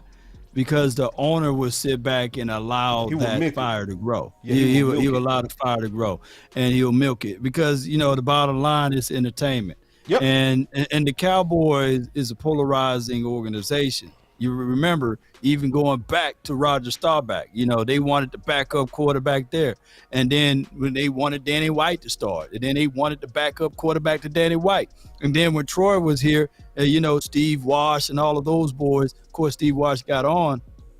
But it was what's the guy, Rodney Pete. He's a brother, you know what I'm saying? They're like, hey man, give Rodney Pete a chance, man. He could probably throw it better than Troy. But then when Troy started winning, get rid of Rodney. You know what I'm saying? So it's one of those things too. Whether you're white, black, orange, gray, the Cowboys fans and nation is such a huge one, and we'll fall right under that line of. There's a lot of black folks that like the Cowboys. There's a lot of white folks that like the Cowboys. But guess what? There's a lot of Asian folks that like the Cowboys. So it'll always be that divide or that separation and things like that. So it's just how it goes, man. It's a lose, win, lose with us. Yep. The only time they will like us unless we will win the Super Bowl. That's the only way. That's the only way. Say win, lose, win.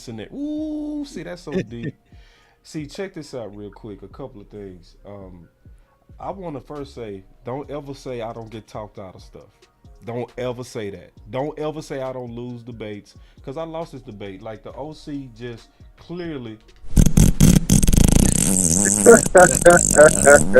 And just sometimes when I hear the whole case, I got to get off of my ideas. It's like, I like the idea, but. Wow.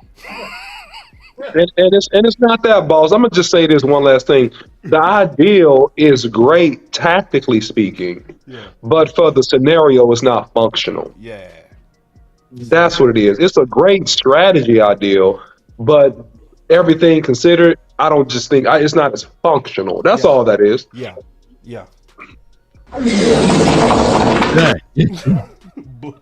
So you boo booed on my idea. It's cool though. It's cool. I needed that. I really. All Dang, right, dog. this the last topic, man. Before we get up out of here, bro, and give our final words. Uh, I want to have this conversation about something you posted on Twitter.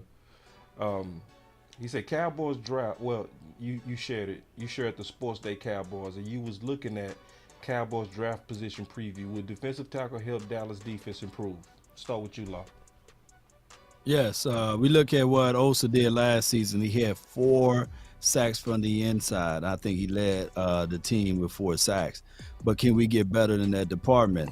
I was listening to a few people that morning, and a lot of people were saying that, Jonathan Hankins, he would be a guy that can help us out down the line. But Jonathan Hankins is minimum snap guy. Yeah.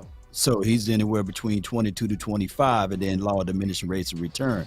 We didn't get no big push from Bo, and Carlos Watkins wasn't that guy that can move stuff around. So if I'm looking in this draft, I'm looking for someone to penetrate, get upfield, and get to the quarterback.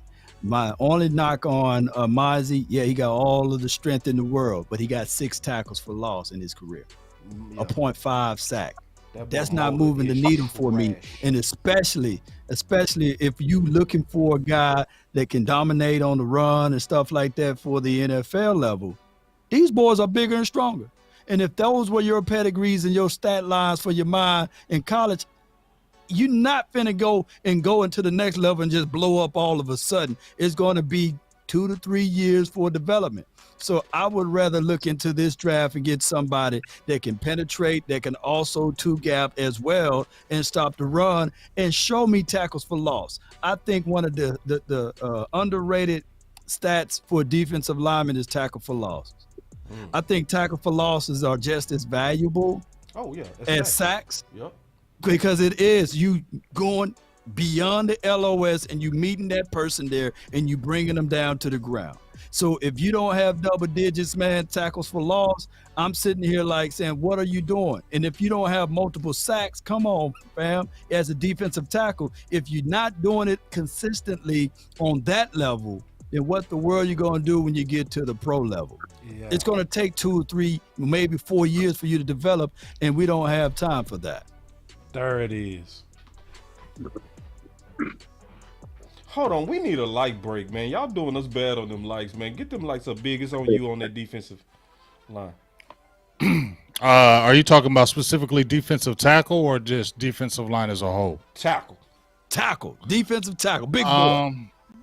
Well, I don't want to do a defensive tackle in the first round because at 26, I've been saying that. That's why I wanted to get somebody in free agency because somebody could play and start now. That's why I had brought up Deron Payne. Obviously, it costs too much money, but we need some guy that can come in and play now. Just like what Law said, that Jonathan Hankins is not your start guy that's going to be in there killing it. He's going to be a rotational piece, and he's not going to probably get major snaps.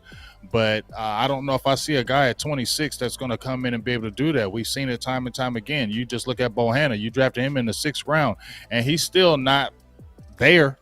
Right. So what guy are you really going to pick at an early pick that's going to come in and do what we want them to do? Because if you're picking at 26 and you're picking a defensive tackle, he's got to be like Law. He got to push the pocket. He's got to get tackles for losses. He got to get sacks. He's got to do a lot of things. I don't see Mozzie doing that. I don't see anybody that's at the top of the defensive tackle tree that's going to do that right now, besides like the Jalen Carters, and he's not going to probably drop to no 26. So, but what Law showed on the video, remember on Twitter, we had talked about it on defensive tackles, the kid from Wisconsin. There's other guys that can help us effectively and still stabilize the defensive front and maybe can contribute early because we saw what John Ridgeway did, right? We were frustrated with him, but he came in and played a hell of a game against Dallas. So there's guys that you can get later and still can make a difference, but I don't know if anybody's coming in at 26 and doing that. Yeah, I think that, man, with rookie defensive tackles, it's going to be tough, especially in this draft, man. I mean, look, when you get beyond your Georgia DT, man, it's going to be really, really tough. And that's why I really would hope that the Cowboys will wisen up. And they did it halfway, right? They got an explosive player, right, through free agency, a veteran guy. Now take the next step. Get a really good interior season defensive tackle that can Yep. hold it down because these guys are going to need 3 years to develop, man. You don't come into the league with your man body. You need steaks. You need, protein. You need sleep. You need luxury beds and all the perks that come with being an NFL athlete to get your body to mature and get used to the punishment and the pounding of dealing with fully mature guys that are 30 years old, 28 years old, their bodies and muscles are mature. It's going to take you a while to get there. So the Cowboys need to invest in free agents in this area. I would avoid the D tackle unless you just get some guy that fell to you. It's not a lot of value that's going to impact the team immediately, in my opinion. Yes, indeed. And then I do I see a lot of people think Elijah Campbell. Yeah.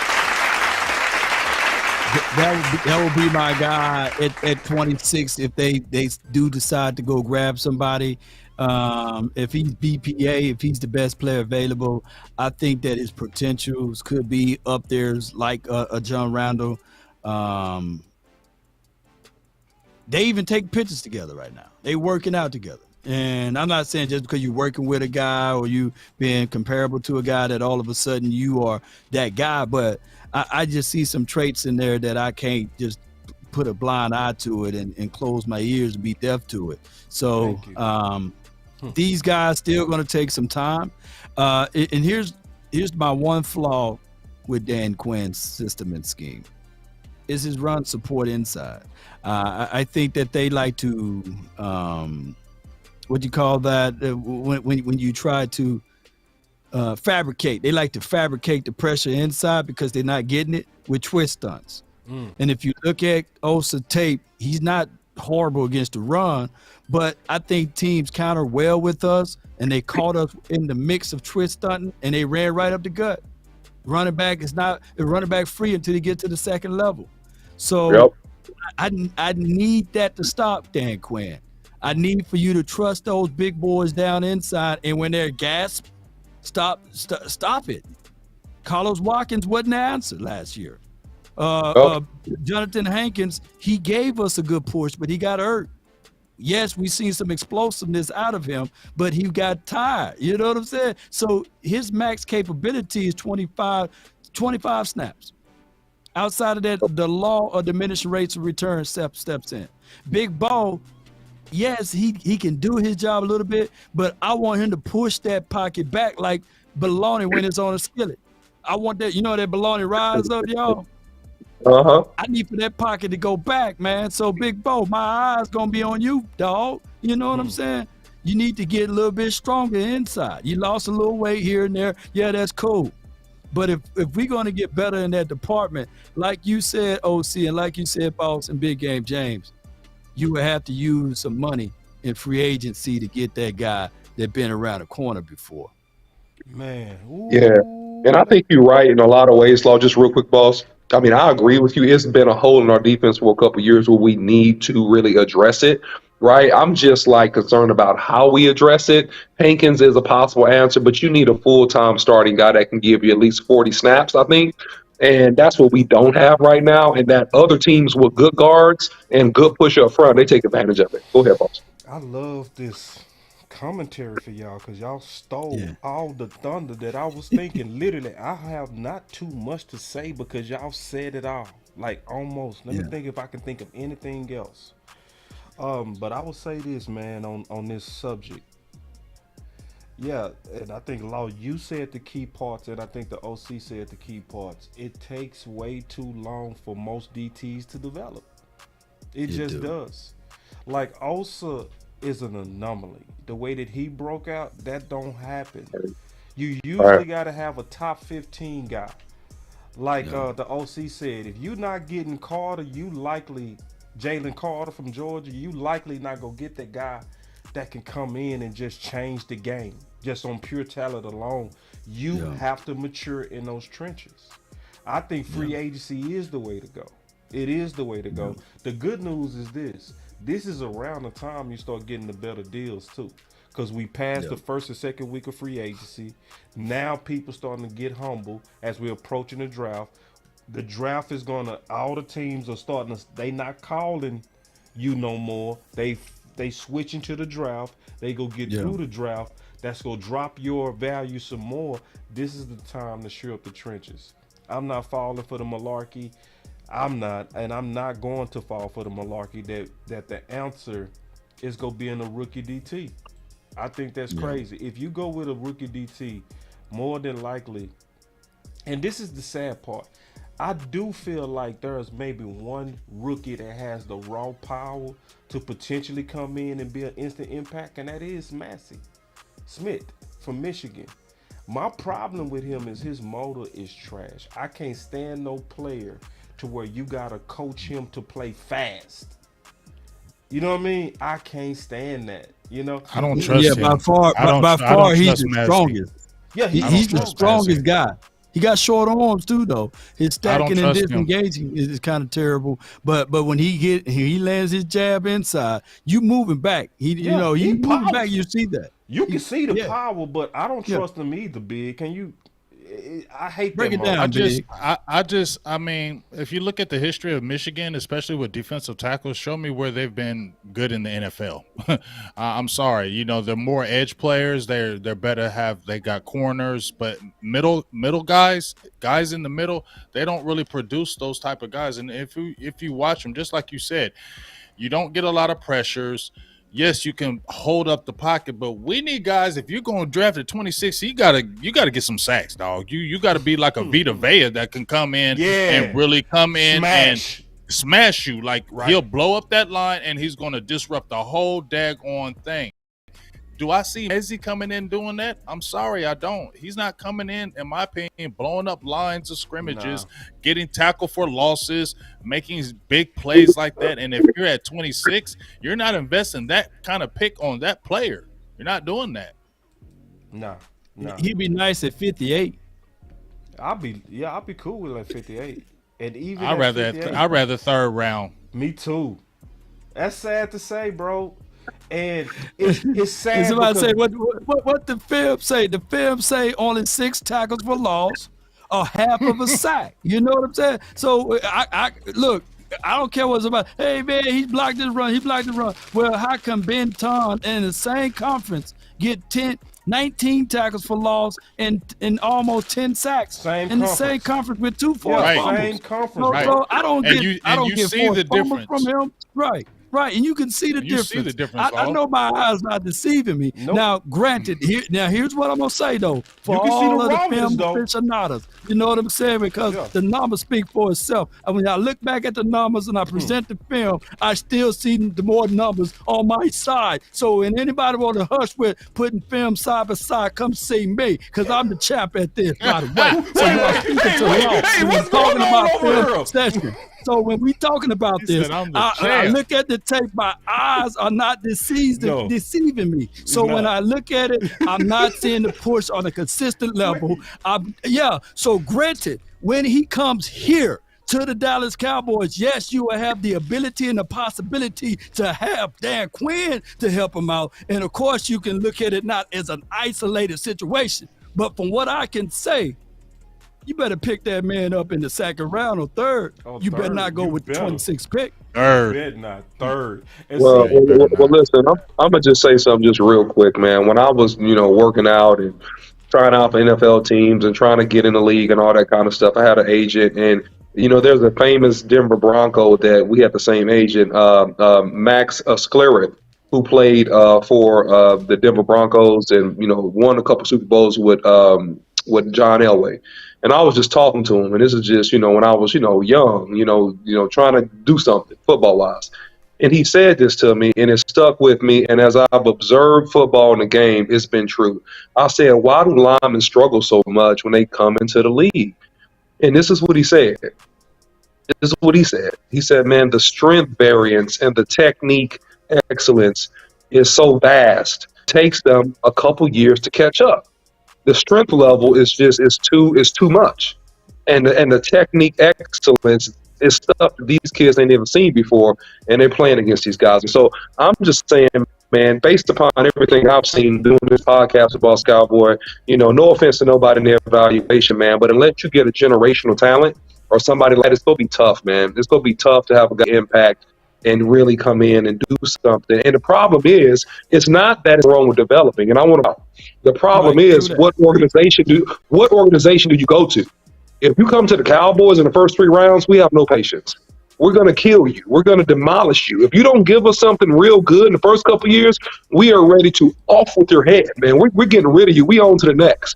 Now, if you go to Exactly. Pittsburgh, you go to New England, you go to somewhere where you can hide a little bit. But here, nah, you got to be ready to go. Yeah. You got to be ready to go. And see, check this out. This is real, and I do respect this.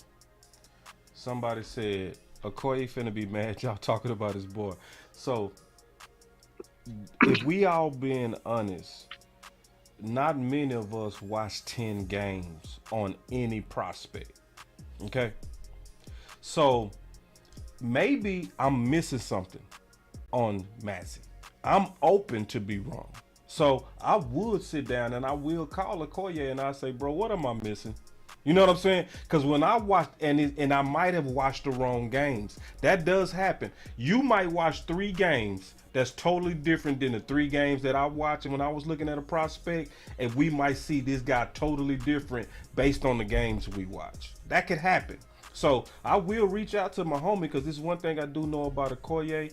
He go at least do some research, you know what I'm saying? Right. And then I'll go back and forth with him. But in this draft process, I'm just letting everybody know, unless we are professional scouts and spending all day looking at all the games on these prospects, some of us will have blind spots. And that's in my defense, as well as Okoye defense, or anybody that got an opinion about Mozzie. You know what I'm saying? It's Right, the right, motor. right. But see, this the It's thing. the lack of motor. It's the lack of motor to me. It's the lack of motor. And here's the thing. Sometimes things can be worked on and improved on. When Yeah. we talking about these young guys is at 20, 21, 22, it's not an isolated situation.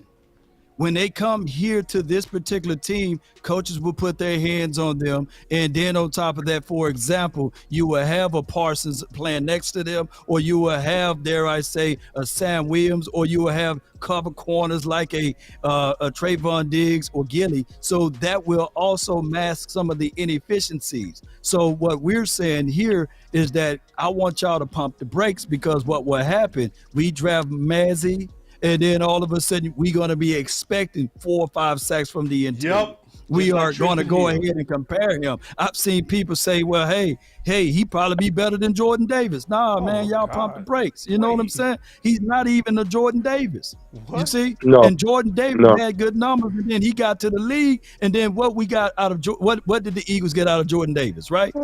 So I want people to pump the brakes.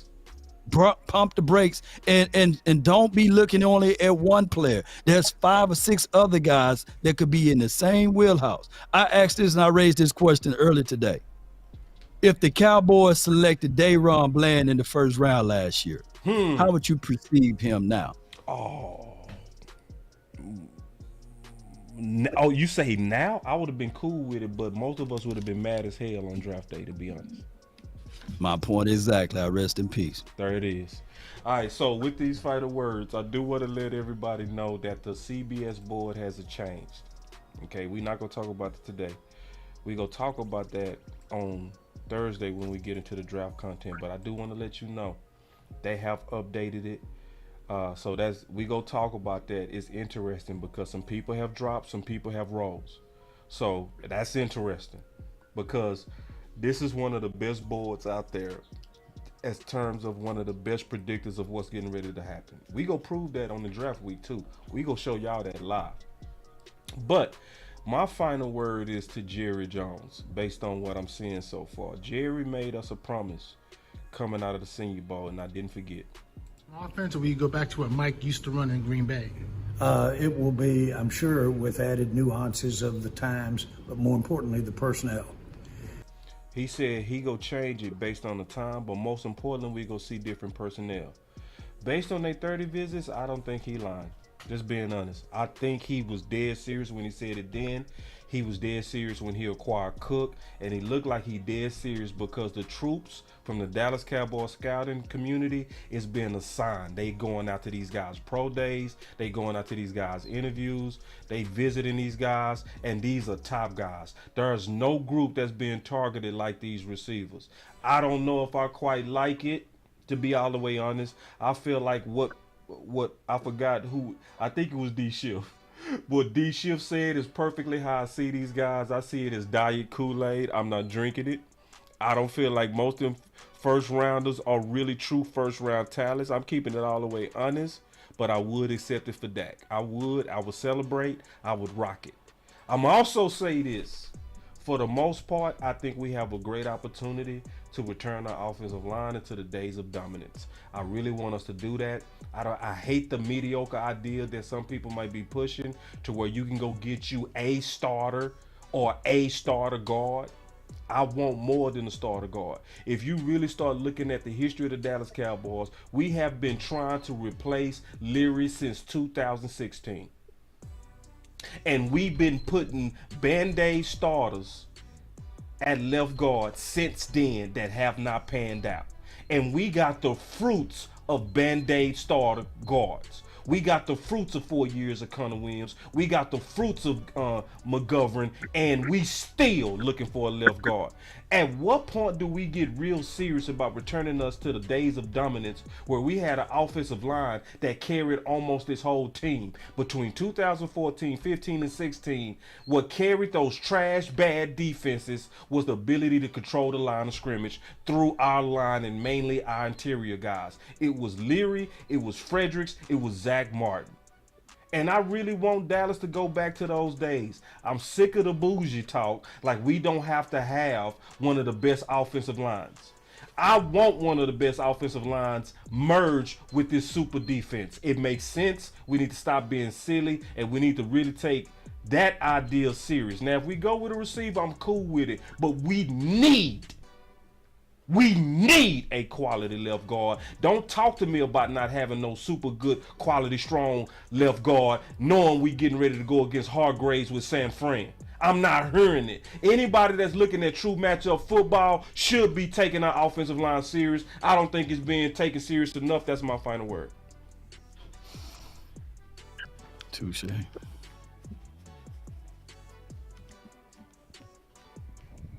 That's a strong final word there, boss. Got a little pissed on that. I got a little pissed on that, bro. Yeah, boss got. Yeah, I was about to say play that one. Yeah, boss went over there and went hardcore on that one. I was like, okay, I feel you. I feel you.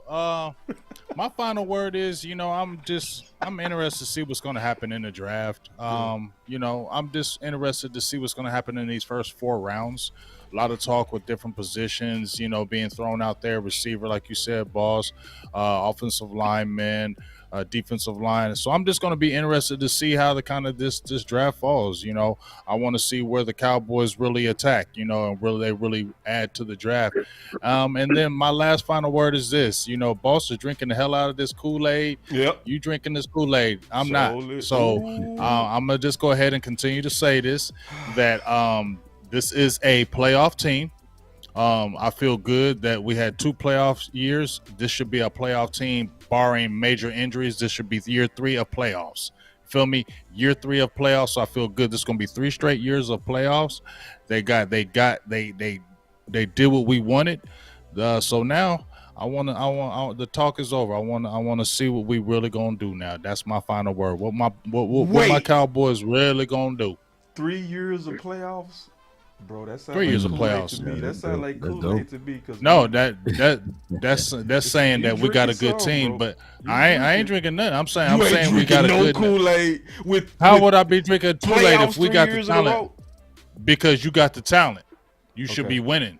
Right. Am I not right? We Yeah, got you're the right on talent that. to be winning regardless. Totally. So that shouldn't Facts. even be no. Yeah, that's I'm not not drinking no Kool-Aid. We need to get up in them playoffs and do something. With you. Yeah, I really think that, the Dallas Cowboys have an opportunity to do what they do best. And I've been saying this for a couple months. Draft. I'm expecting the Cowboys to have a fantastic draft. My humble opinion, you need to go offensive tackle with the first pick. Stay offensive. filling holes on the defense. And then it's not over because we got the more value picks of free agency coming up. So the Cowboys right now, and I do say right now, they're in the driver's seat in terms of how to build this roster and how to make this team better. So all we got to do is pull through, make great decisions, and we'll be in good shape. That's my final word. That's a good final word, bro. All right, so the best part of the offseason is about to happen at the end of this month, and that's when the Cowboys flex their true powers, and that is the draft season. Yep. I like this that. free agency / trade acquisitions that we did was wonderful. We filled in every gap, every hole that we need, and now we looking for extra pieces to come over. Just like I said, guys, there will be somebody in this draft that Willie McClay will draft, and all of a sudden we'll be like, damn, that dude right there showed up and showed out.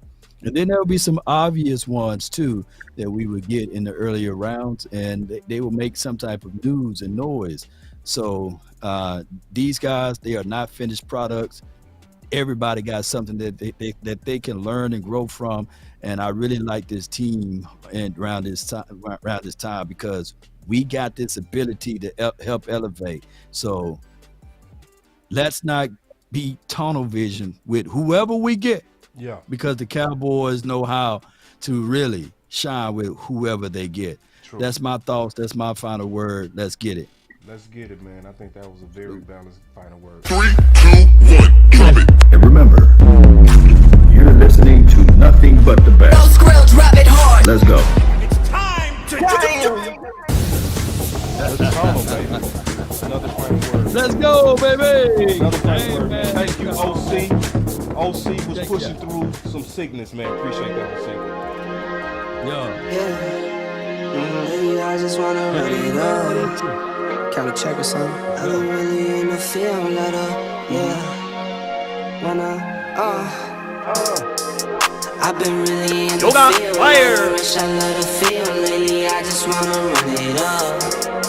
Don't need no deals, I make the deal. Fire. Have to take it to a Yoga, low lately. rain. I just wanna run it up. Yeah. Time to check a song. Lately, I just wanna run it up. Count that too, count it up. Yeah. Count it up. Lately, I just wanna run it up. Need them ones, I need them fives. Need them tens, I need that change. To the safe, got blues inside. Greens and pinks, it's all the same. I still save and roll my change. Take some losses when I play, charge it to the game. I'm with L, yeah, I'm with T-Black, I'm with Reverend now. I'm with Bay, yeah, I'm with Jay, yeah, I'm with Chuck and now. Still the same, not switching sides, now it's about loyalty. You switch sides off for the bag, and that's worth more to me. I mix Nike with designer, I experiment. You just rock what's on the shelf, and I'm not feeling it. Search for the one, but baby girl, it's nothing real as this. Can't trust a soul, I keep a hammer, call it too legit. I've been really in the field, love the rush, I love the feel. Lately, I just wanna run it up. Man, we see y'all Thursday for